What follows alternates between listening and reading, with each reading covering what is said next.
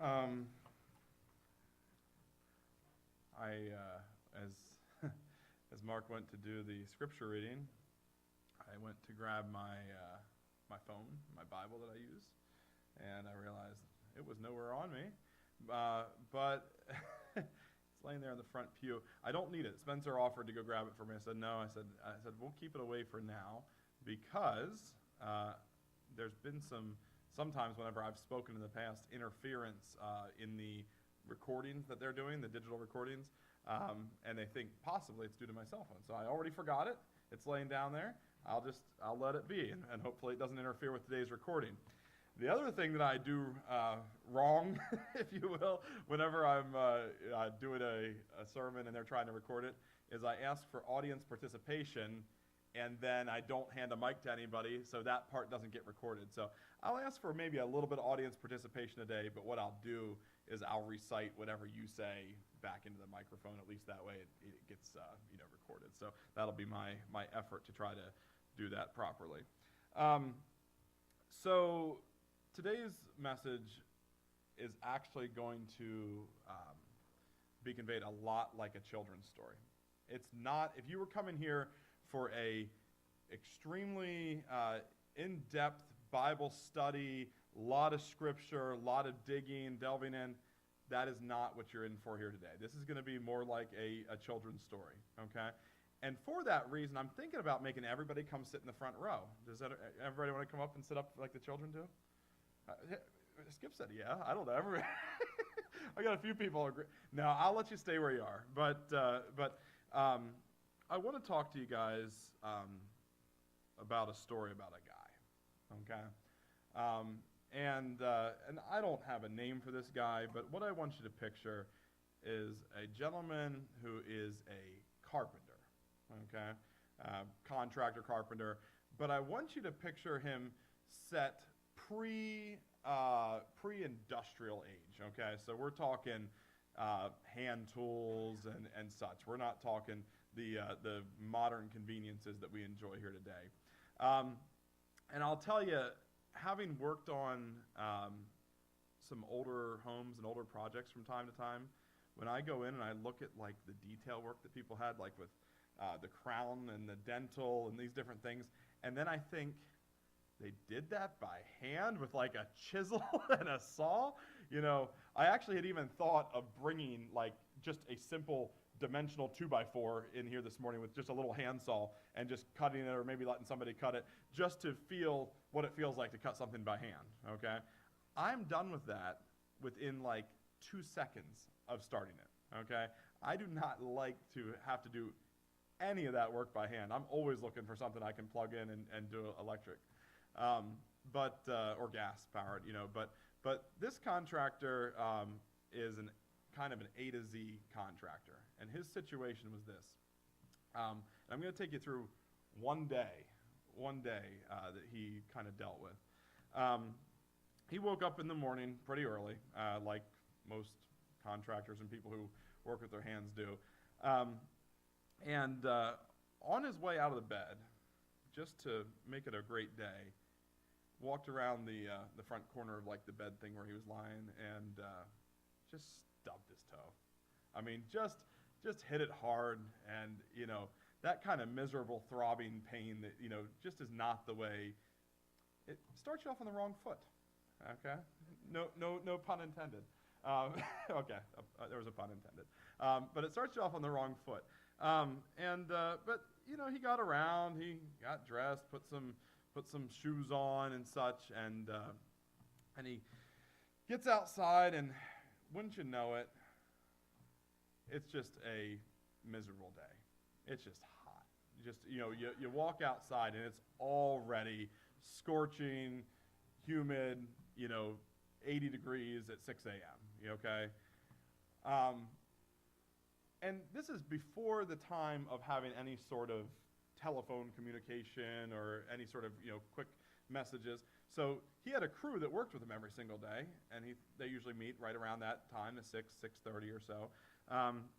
And he's thinking, well, I'll just hang around till they get here, and then we'll go out and get started. And he waits around a little bit, 15, 20 more minutes pass, and nobody shows up.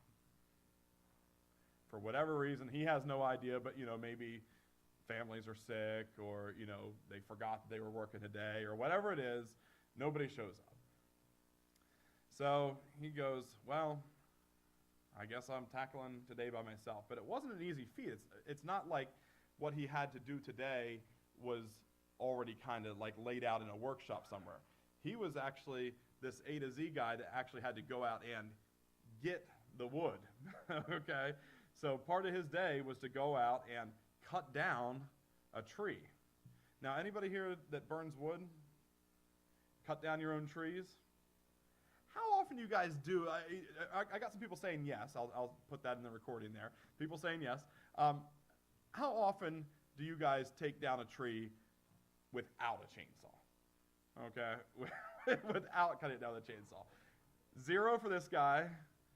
I got zeros over here. Okay, so Landon, what do you guys use? Yeah. You rip out a tree with it? Okay. So yeah, he doesn't use a chainsaw. He rips it out. He rips it out with a tractor. Okay. How many of you go out and get an axe and start chopping down a tree? What's that? Yeah. A machete? Okay, some people use a machete in Puerto Rico. That's kind of the way it's done. You either an axe or some sort of saw, situation like those. I guess you'd use those 2-man saws. I don't know. But if you're taking down a big tree that's 18 inches or something like that, I think you got yourself a pretty good project. So anyway, he goes out. He's working on this. Miserable, sweating, trying to cut down the tree. Finally gets the thing down, and once it's down, he does have some modern equipment or modern technology. I guess that would be like a horse or an oxen or something that he's able to use to help at least drag this thing. So maybe some wheels or a cart or something like that. But nonetheless, he gets the thing brought down, and he gets it on some sort of transportation system and just drags it for the long distance it has to go for, maybe miles, I don't know. But doing all this just by himself, just miserable day. Once you get it down there, I guess you have to turn it into some sort of usable lumber. Now, I guess with having wood dry and such, this particular piece may not be the one that you're going to use today, but nonetheless, you still have to prepare it in some way, get the bark off and square it up a little bit and all of that. So he does all that. I believe a time or two, as he's putting some stuff together and cutting, he gouges himself a little bit with the saw, and so he's got blood, and you got to wrap up that thumb that is hurting. And then later on, he's working on another project, and goes and I think while using a hammer to drive some nails and such, ends up just busting his other thumb. You guys ever do that? Ever miss and hit your hand? Every time I do that, I'm like, I should not have done that. But nonetheless, he muddles through all that, everything like that, just completely drenched through with sawdust and sweat and sore hands and no helpers and all the things that go along with it. And finally, at the end of the day, he goes back in his home and sits down and goes, you know what?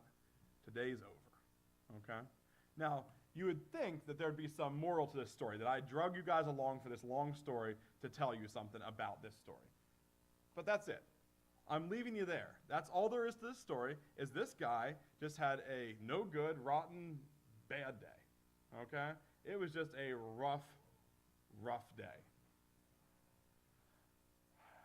I'm going to talk to you about somebody who had a little bit different job, a little different role, okay? I want to talk to you about a father. And this father also had a bad day, okay? He's raising up a couple boys. And I don't know if you guys know, but boys don't always listen, okay? They sometimes are told to do one thing and go and do something else, okay? I hear that. But nonetheless, his boys, he's trying to teach them responsibility. He had given them some chores to do. I think that one of the chores might have been splitting some wood, okay? And he'd given them those chores the day before and said, you got to have that finished. And sure enough, he wakes up this morning and he expects to be able to walk out and see a pile of wood that has been all split. And he sees that none of it has been split. Nobody laid a finger on any of it. He asked them, and every excuse under the book. We got busy, we were playing, I forgot, you name it, whatever it is. So he has to make a decision about what to do. Do I discipline this? This time here he decided, you know what, this is the first offense. I'm just going to give him a second chance to make it right, to go and straighten this up. So he tells them to go ahead and do it. And they said, okay, Father, we'll work on it. We'll go take care of it. He goes on about his day and comes back a little bit later on and says, I see that this pile of wood is still not split. What is going on? You guys told me you would do it. And they said, oh, we're so sorry. We got busy. Mom needed us with some help on a few things, so we went and helped her. He's like, well, that's not what I told you to do. I told you to split the wood. So he had a tough decision. He had a little discussion with Mom and said, hey, we gotta reprimand them. I told them to do it. They didn't do it. So they decide that they're going to have to give a spanking. That's it. It's going to have to be physical punishment to say, do it right next time. So he had to do it. He had to give a spanking. And hurt his heart. He didn't want to do it. I can tell you I didn't understand that when I was a kid, and my parents said this is going to hurt me more than it's going to hurt you. I will tell you that now as a parent, I get it. I get it. I really don't want to discipline, period. Like, it is not fun. It is much more fun to have what was supposed to be done. That is a lot more fun. But nonetheless, that's kind of what he was struggling through. He had to make that decision to discipline them, and said, go out, get this stuff done, okay? And nonetheless, later on in the day, he comes back to check, and sure enough, they actually did do what they were supposed to do. They finally split the wood, and it's all taken care of, and it's all good, okay? Then his wife called him up, or I guess not called, but basically got his attention and said, hey, I wanted to let you know that I'm not feeling well today. I'm sick. So everything else that has to be done today is on you. Okay? Now, as a man who just came off of what has been labeled by my wife as a man cold, and for those of you who don't know what a man cold is, it's a normal cold at which a man just complains a lot. Okay? So I can tell you that I can relate to the whole thing of being sick. So this wife goes, hey, you got to help me out here. So it's his job to make sure that he takes care of all the cooking, all the preparation for getting the kids ready for bed, all the different things that go with it. But finally, at the end of the day, after all this, wife's sick, everybody's taken care of, he finally sits down and just can relax and just look kind of back on the day and the kind of crazy, hard day that it was. I want to talk to you about another guy. And this gentleman has what we would probably consider to be an easy job. Okay? I have found myself to believe that this is an easy job too often. And this guy is an evangelist. Okay? For some reason, I just have always thought of evangelists as kind of white collar, hang out, just when it's showtime, you walk out on the the platform, do your thing, and walk back in. I kind of have always likened it to how I feel about actors or something like that. Like, I think they got a cushy job, but this guy's job was not cushy. I shouldn't have assumed that about him. He had a hard job, and it involved doing all of the recruitment and everything for his evangelism seminars. It was his job to either himself directly or people around him to make sure that he advertised, got everybody to come to the meeting, to make sure that he had all the content ready as far as like what he was going to speak about, to make sure that he had all the food, refreshments afterwards, and whatever was happening for this evangelism seminar, it was his job to make sure that he had all that stuff overseen and taken care of. And he was getting ready for a big seminar, and had put out all the advertisement, had told everybody to spread the word, and it comes down to the time of the day that he's ready to actually come on to his stage and talk, and looks out to see the crowd and realizes it's a pretty pitiful crowd, okay? And actually, the crowd that was kind enough to show up, if you will, was actually all there pretty much just to make fun of him, just to mock him for what he was trying to do. So he's sitting here trying to spread the word of God, and he just has a crowd that's just jeering and making fun of him. And he preaches his message nonetheless, powers through it, and at the end, zero response. Nobody's interested. Everybody thinks he's just as goofy of a guy as whenever he started the whole seminar. So he gets down back home and goes, man, what a bad, miserable day. All right? So I've taken you through a situation with 3 different men here that all really had just bad, no good days. 24 hours that just stank. The sermon title is about investing wisely. And we're going to hear a little bit about financial investments if you come to Pat's talk that she's going to have about Social Security and such. But I want to take you guys through a little scenario with some information about investing, okay? I'm going to take you through, I think I have 5 different people here as an example. George is the first guy we're going to talk about, okay?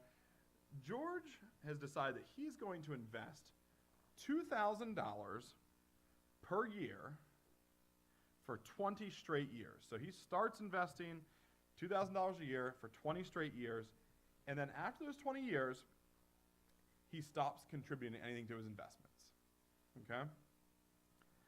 Then Frank is another guy. He's a little slower on the starting, okay? He actually waits to invest till 20 years after George had started. So he waits 20 years to invest. And then from that point, he invests $2,000 a year for 20 more years. So he kind of started right when George stopped. And then there's Lisa. And Lisa, like George, he invests $2,000 a year consistently, but unlike George, she contributes for 40 straight years. So she's kept it going the entire time. Tony missed the first 2 years, but after that, he invests $2,000 a year for the rest of the time. And then Rebecca has a different style. She skips the first 20 years, but like Frank did, but unlike him, she contributes double the amount, $4,000 a year. So she does it half the time that Frank had, but she does it for twice as much money. So she thought that would be a better way to contribute. So my question is, after the 40-year period here, do you have any speculations as to who had more money, less money, etc.? What do you think? We have George. He did the 20 years. He put $40,000 in.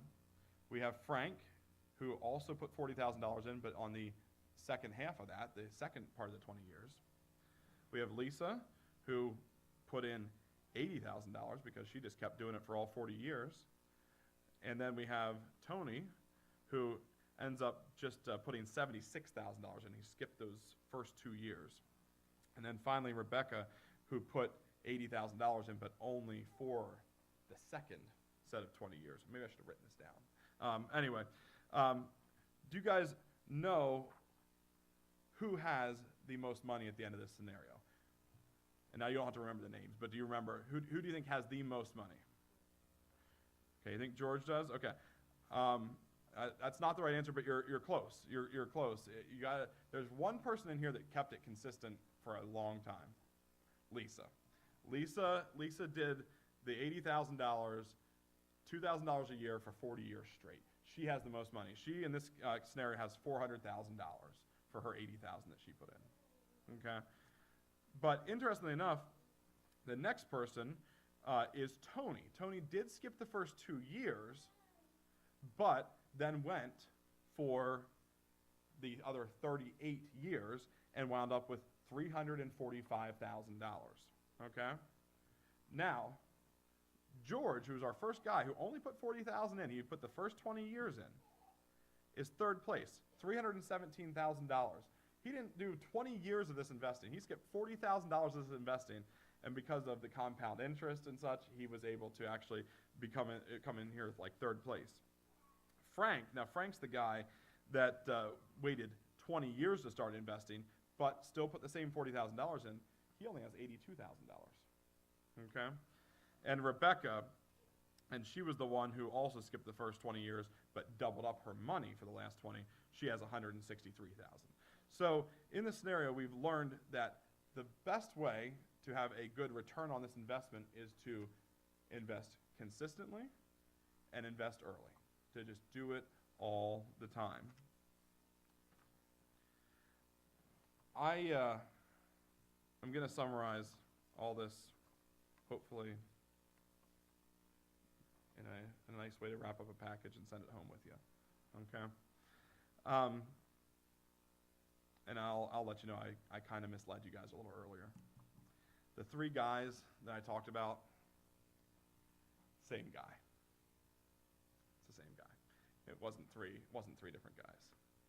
And I'll also tell you that it's a story about a guy in the Bible, okay? And the scenario of what happened with him was completely embellished. I don't know if he stubbed a toe, or if he had to discipline his children for not splitting the wood, or if he evangelized and nobody well, I kind of know that one. I do know that one. But I embellished the little details of the story, okay? But if you'll allow me to do that, I think I can wrap this up and send it home with you in a nice package. If you guys go to Genesis 6, we talk a little story here about a man named Noah, okay? And there's a couple theories about how long exactly it took to build the ark, okay? What I don't know for sure is exactly how long it took, okay? What I do know for sure is that it was less than 120 years. It was 120 years or less, okay? And the reason I know that is because whenever we look at Genesis 6 here, I think we're looking at verse, let me see here, I wanted to make a note of that and I forgot to. Here you go, verse 3. And the Lord said, "My spirit shall not strive with man forever, for he is indeed flesh. Yet his days shall be 120 years." So when God made this declaration, we knew that 120 years had been set up as the time between that moment and when the flood would happen, okay? So there's all different theories, but for the sake of me doing some simple math on this transaction, I'm going to do this. Can somebody take out a calculator for me? Anybody that's got it handy? Anybody got a calculator? Yeah, you got one? All right. 120 times 365.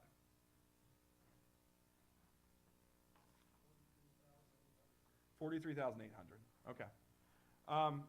43,800.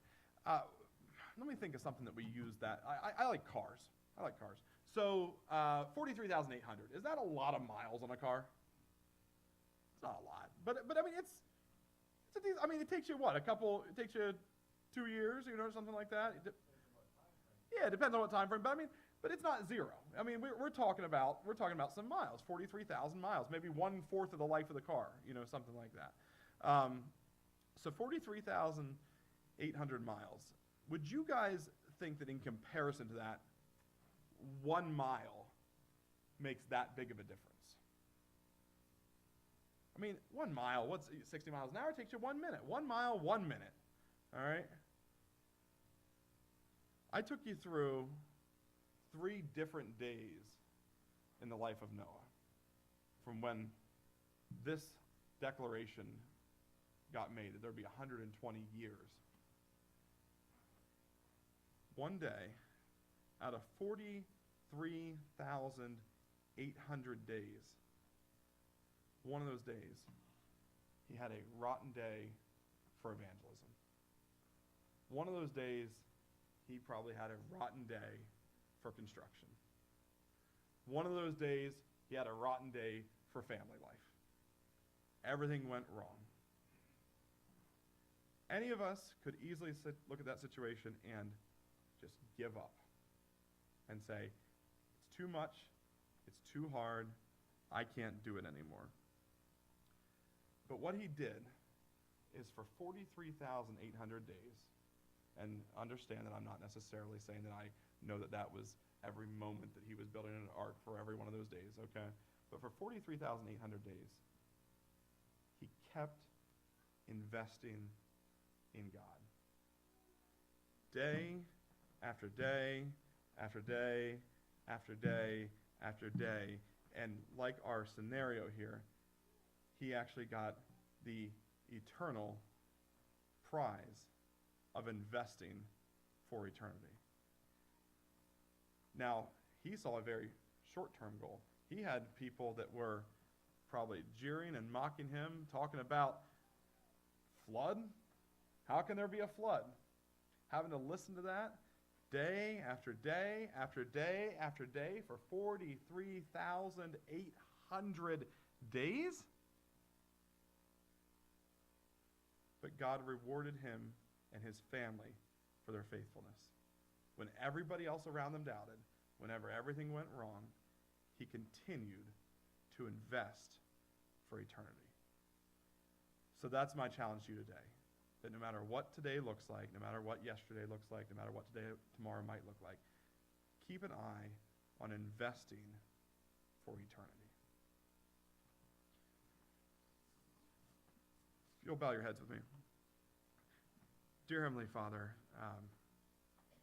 this was meant to be a simple illustration, but hopefully one that has lasting impacts. That whenever we make our little, what seem small daily decisions, that we'll understand that those have eternal implications, that we will choose every single day to invest in your plan for our lives, to invest in eternity. In your name, amen. If you'll turn with me to hymn number 590.